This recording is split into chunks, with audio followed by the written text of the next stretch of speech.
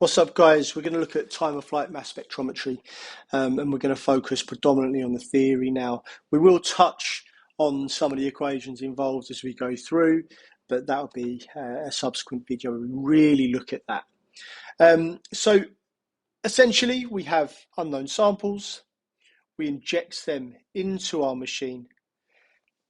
They're accelerated by an electric field, and they move through this set distance to our detector, where we produce a graph that looks something like this. That's the very short-winded summary. Let's go into a bit more detail. So for elements, well, firstly, our sample is always ionized, which means we have an atom that turns into an ion, and in both cases, they become positive ions. So we can split this into elements or small compounds.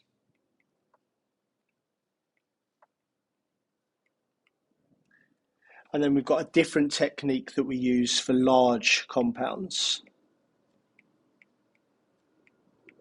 So first one, we look at electron impact, where very simply, if we have an atom, we obviously have a nucleus, we have electrons inside that atom as well. We have an electron gun, and it fires high energy electrons at our atom, knocking an electron off and giving us a substance with a 1+ charge, okay? Because we've not lost any protons here, we now have one less electron, so our substance has a 1+ charge. So an electron gun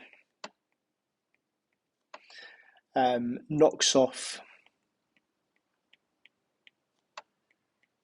electron from our elements, and each of our elements is going to have one electron knocked off, or each of our small compounds, creating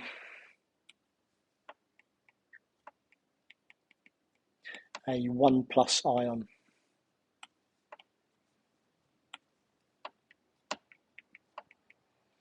And we might have a general equation that looks something like this. X reacts to make X plus E minus.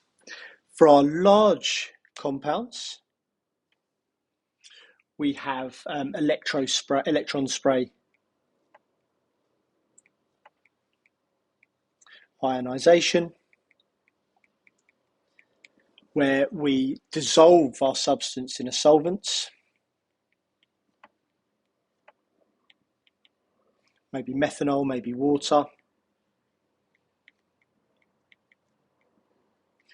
We push through a charged needle,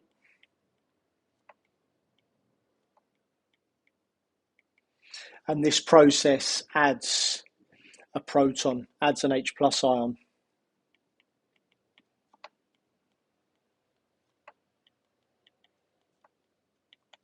So that might look something like this. We might get X plus H+ makes X H+.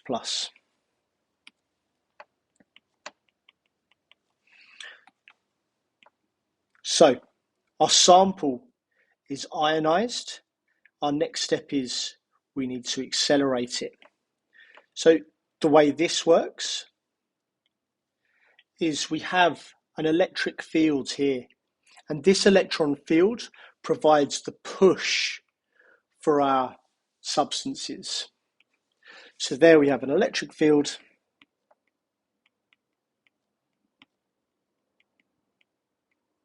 provides push. Important to note that if this was an atom, not an ion, the electron field would have nothing to push against. There'd be no charges offering repulsion. So this is one of the reasons why we need these first steps in order to create our ion. It's really important here as well to note that all substances will have the same kinetic energy.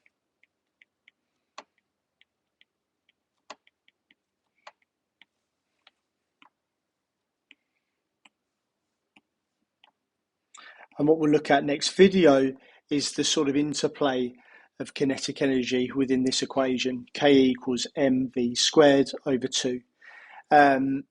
So because the same push is being provided to all particles, there is the same kinetic energy, which means everything else is going to be determined by the mass and the velocity. So our flights, we have this set distance. So let's say, for example, our set distance is 2 meters. That's never going to change. Obviously, the quicker something goes down here, the lighter it must be, because our kinetic energy is the same and our distance is the same. The quicker something is, the lighter it would be. So here we have substances are separated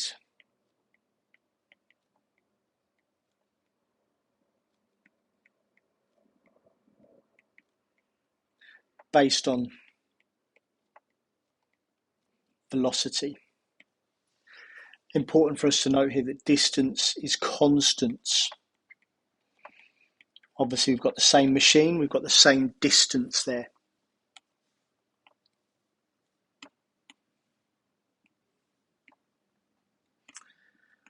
Our last step is detection. So here we have a detector that eventually our ions reach. This detector generates an electric current. This is charged as well. It generates an electric current, returns our substances back to what they were before. So it will either gain an electron or the hydrogen will be removed. That generates a current, and that's what provides the signal for our graph to be drawn. So the detector is a negatively charged plate.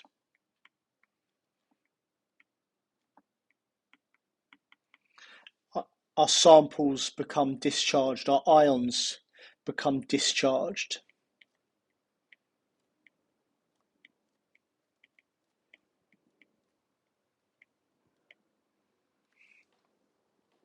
And we've got a few things here, creating a current.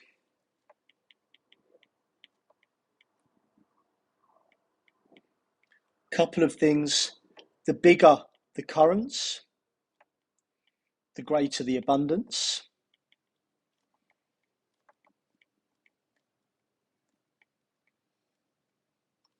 And also the time of flights, hence the name.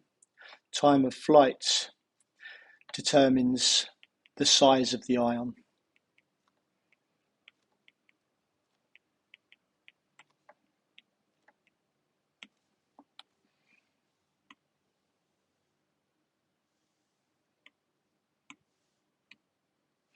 So if we look at our example here, we've got two isotopes of boron in this case. This is the question that you might have worked on from last video. Which one do you think is going to have got there quicker? It's going to be isotope 10. It's going to be the smaller isotope. We've got the same amount of kinetic energy given here, and so the smaller isotope will travel faster down our flight path. And the speed at which is what helps us calculate that we have this value of 10 for its relative atomic mass. And which of those is going to have created a bigger current? Yeah, that's going to be this, the 81.1%. That's going to have generated around 4 times more current than this one, which allows us to calculate the relative abundance of both. Some questions for you. What are our constants? And explain why our sample needs to be ionized. We'll answer that at the end of the next video. For now, let's look back at our previous question, which asked us to look at this again. We've got the same graph. In order to calculate the relative atomic mass, our general relative atomic mass, we're going to do our 10 times our percentage plus our 11 times our percentage all over 100. And if we put that into our calculator, we get to 10.911. See you next time, guys. Happy revising.